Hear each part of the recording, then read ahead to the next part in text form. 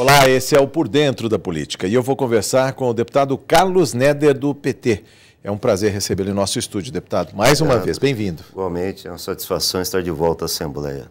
Deputado e médico Carlos Neder, eu queria falar sobre temas relacionados à saúde, porque não a saúde do funcionalismo público, a quantas anda a relação da CCM e IANSP, para quem não conhece, Comissão Consultiva Mista do IANSP, que há anos reivindica junto a esta Casa de Leis, principalmente junto ao orçamento, a Comissão de Finanças, Orçamento e Planejamento, mais recursos para assistência à saúde do servidor, deputado. Essa é uma questão que eu venho cuidando há muito tempo.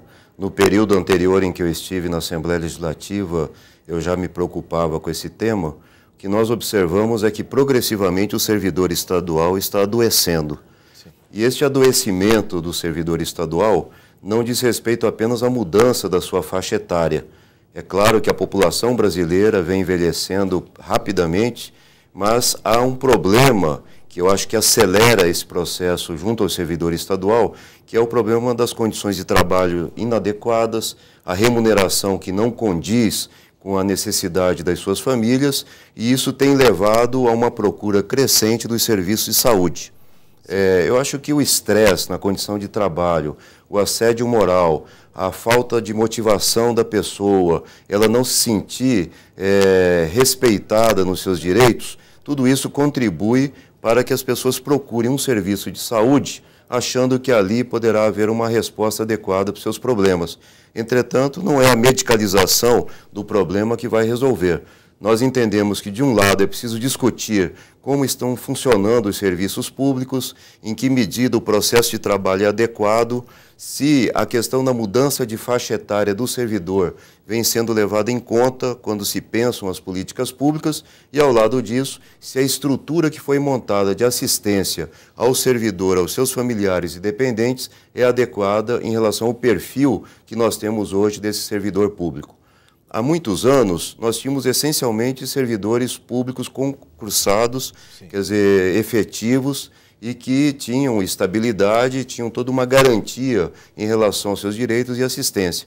Progressivamente, nós observamos um processo de terceirização da mão de obra, e essa terceirização ela se traduz em diferentes modalidades de contrato de trabalhadores na esfera pública, mas isso acontece nos municípios também. Vem daí um debate que sempre é feito na Assembleia sobre quem tem ou não direito ao IANSP, ao Hospital do Servidor Estadual, aos centros de assistência médica descentralizados nos municípios. E há uma tendência de sempre querer incorporar novos contingentes sem a garantia de recursos para que esse atendimento não caia em qualidade. Por esta razão, nós fazemos o debate sobre como é arrecadado o recurso para a manutenção do IANSP, do servidor estadual e desses centros descentralizados. A mudança de perfil, de alguma maneira, pode ter trazido uma certa precarização do trabalho? Com certeza vem trazendo uma precarização nas duas pontas do sistema. De um lado, os profissionais de saúde que são contratados para assistir aos seus colegas servidores públicos estão em número diminuto, aquém do que seria necessário. Há uma estimativa da Associação dos Médicos do Hospital do Servidor Estadual que, neste momento, há um déficit de pelo menos 100 médicos em diferentes especialidades. E, por outro lado, há um problema também do ponto de vista da condição de trabalho e de saúde dos próprios trabalhadores que atuam na Secretaria da Saúde, da Educação e em outras áreas. Então, a nossa preocupação, ela está de acordo com o trabalho que vem sendo feito pela Comissão Consultiva Mista do IANSP, que é de conseguir uma contribuição paritária do governo do Estado no financiamento desse sistema. Hoje nós temos a contribuição essencialmente vinda dos próprios trabalhadores que têm o desconto nos seus olerites. 2%. 2%. E há uma reivindicação de que o Estado contribua com outros 2%, de tal maneira que isso daria um equilíbrio econômico-financeiro ao IANSP, condições melhores para que nós pudéssemos reestruturar o prédio do Hospital do Servidor Estadual, pudéssemos adquirir novas tecnologias, novos equipamentos e também remunerar melhor os profissionais, porque esses recursos também são utilizados para gastos com o pessoal. Infelizmente, isso não está acontecendo. Então, diferentes partidos aqui na Assembleia têm se somado ou em frente parlamentar ou junto à Comissão Consultiva Mista do IANSP para sensibilizar o governo do Estado de tal maneira que ele faça essa contribuição paritária. Sim. Isso já ajudaria bastante, mas ao lado disso, nós precisaríamos outras medidas de ordem administrativa, creio eu, que para retomar a perspectiva de valorização do serviço público, do servidor público e diminuir esse processo de terceirização, de privatização gradativa que se observa não só aqui na capital, onde está sediado o Hospital do Servidor Estadual, mas também nos municípios onde existem esses centros de assistência médica ao servidor e que isso era feito através da administração direta do Estado. Sim. Ou mediante parceria com as Santas Casas, e tanto o serviço próprio como as Santas Casas vêm sendo substituídos por entidades privadas contratadas pelo IANSP. E esse é um grande debate que a Assembleia tem que fazer. O Hospital do Servidor Público reclamam os servidores públicos, o funcionalismo já foi um hospital de excelência.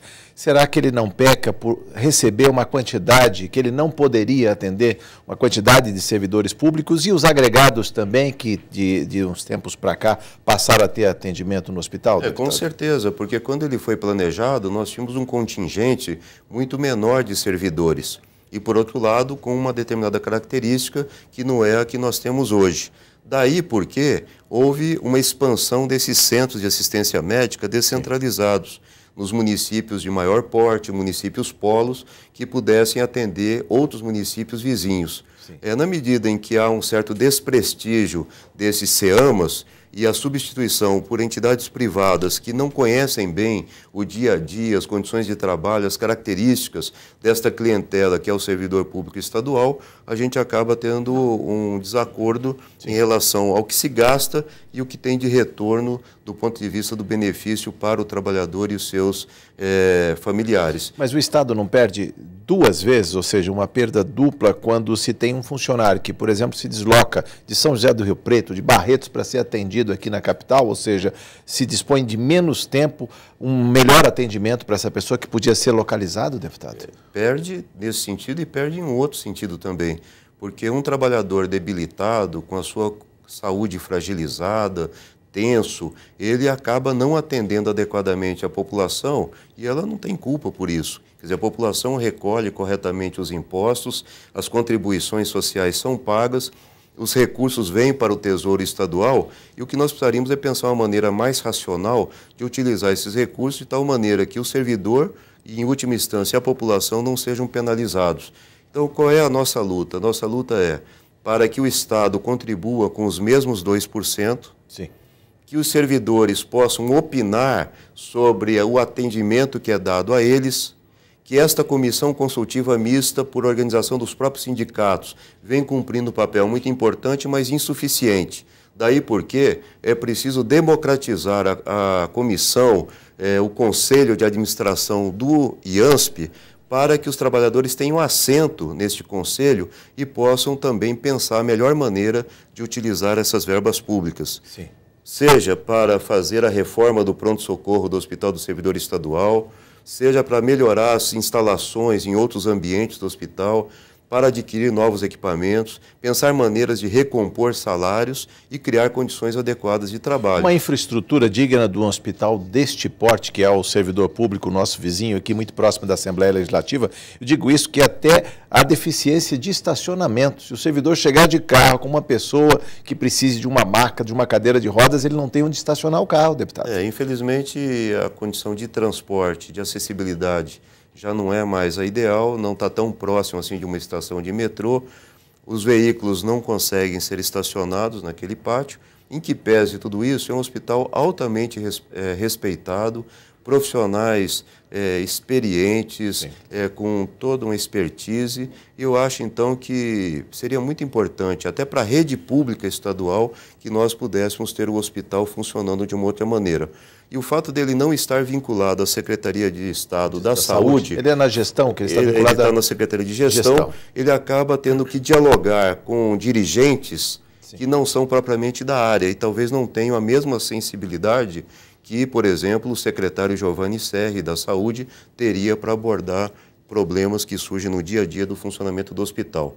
Então, eu penso que injetar mais recursos, garantir a participação dos trabalhadores e, de alguma maneira, haver uma integração entre os dirigentes do Estado, incorporando mais, inclusive, os próprios secretários da Saúde na discussão do futuro desse hospital. Como obrigar o Estado a dar a sua contrapartida? Se o funcionário tem descontado no seu holerite os 2%, que é a assistência médica, é a atenção integral à saúde desse servidor, no Hospital do Servidor Público, como fazer com que o Estado honre a sua parte e dê a contrapartida? Ou seja, isso não tem que estar consignado no orçamento que é votado e aprovado nesta Casa de Leis?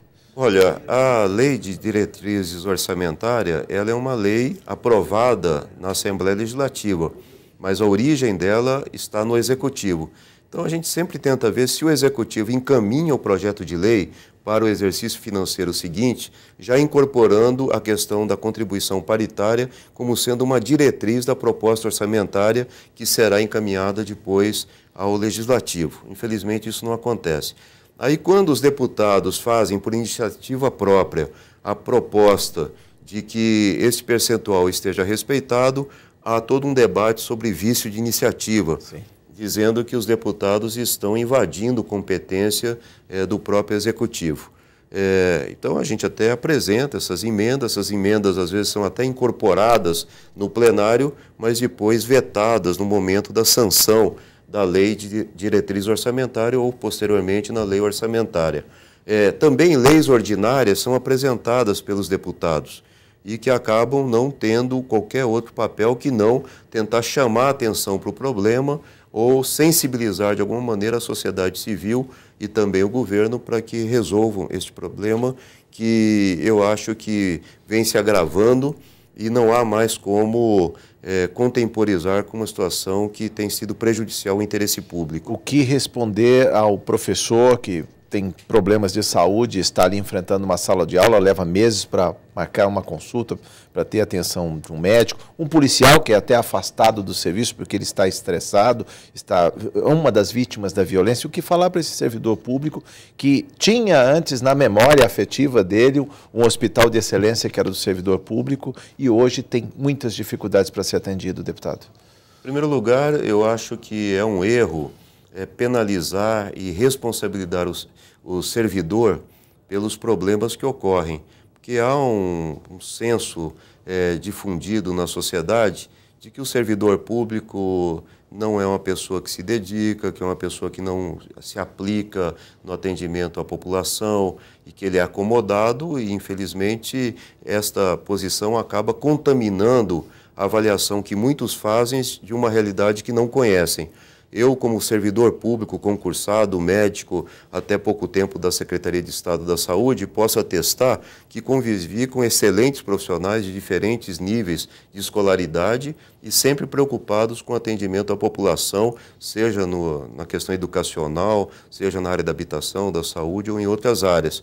Então, o que eu acho que pode ser dito a esse servidor é que nós estamos momentaneamente enfrentando um problema, que esse problema não é inerente ao fato dele trabalhar no serviço público, poderia ser diferente, e para que seja diferente, nós precisamos fazer um debate sobre o processo de trabalho, como estão sendo organizados os serviços dentro da rede estadual em diferentes áreas, como o servidor tem sido colocado ou não como sendo um protagonista do debate das condições de trabalho e do tipo de atendimento oferecido à população e que é um direito dele constitucional de ser atendido, bem como dos seus familiares, numa rede estruturada.